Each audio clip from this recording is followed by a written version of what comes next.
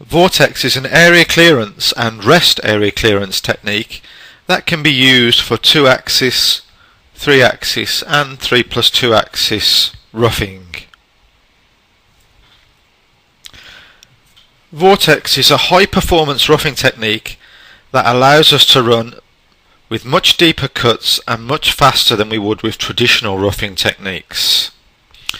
The reason we're able to do this is because Vortex controls the engagement of the tool at all times throughout the entire length of the toolpath. So the calculated engagement for the programmed step over of the tool is never exceeded throughout the entire length of the toolpath. This means that the tool is never overloaded at any time, so there is no risk of premature failure of the tool. Because of this controlled engagement technique, it allows us to run the tool at its maximum performance. Typically, the engagement angle increases significantly when the tool is moving into the corner of a pocket. Vortex gets around this excessive engagement by introducing a trochoidal type motion to gradually pick away at the material until the corner is cleared away. At no time during this trochoidal motion is the engagement angle exceeded beyond the programmed step over. Let's have a look at how we create a Vortex area clearance toolpath within the software. So Vortex can be used, as mentioned, for 2 to 2.5D machining. So if we open the curve area clearance, we can see under the style we have the new Vortex option,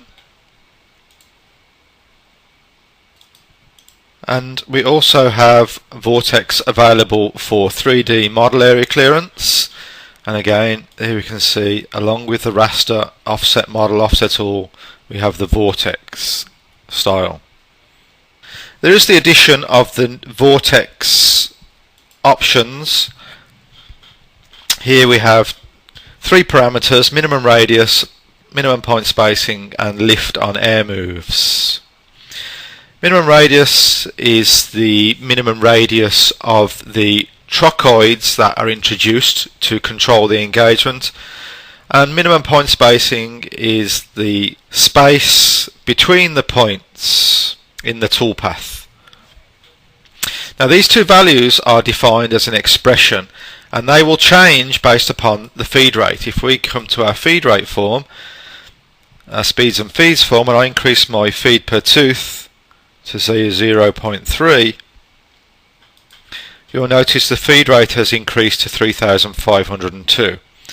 If I accept that, you'll notice my minimum radius has also increased. So these are linked to the feed rate. And finally, the last parameter, lift on air moves. This lifts the tool in Z slightly on the back end of the trochoid. So this is the return of the trochoid where it's not actually taking a cut. Now, because Vortex is a high performance roughing technique and it allows us to run the tool at its maximum cutting parameters, and typically we're going to be using step downs of in the region of 2 to 3 times the tool diameter. In this example, I've chosen the step down of 24mm for a 12mm diameter tool, so that's 2 times D, and a step over of 20% of the tool diameter of 2.4mm. Because of this large step down, Vortex is often used with the step cutting technique to remove the large step downs by working its way back up the part in smaller increments, in this case 2mm increments. So let's go ahead and calculate that toolpath and just have a look at the actual style of the toolpath.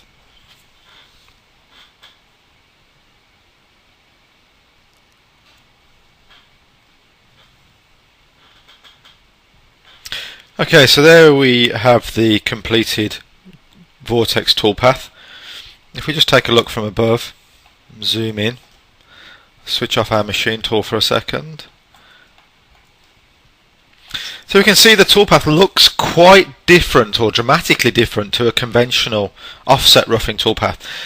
There are some similarities. You can see if we zoom in on one of the pockets, you can see we have the offset technique, which is our step over, but then interspersed within this offset technique we have the trochoidal motion that Vortex introduces to control the engagement angle.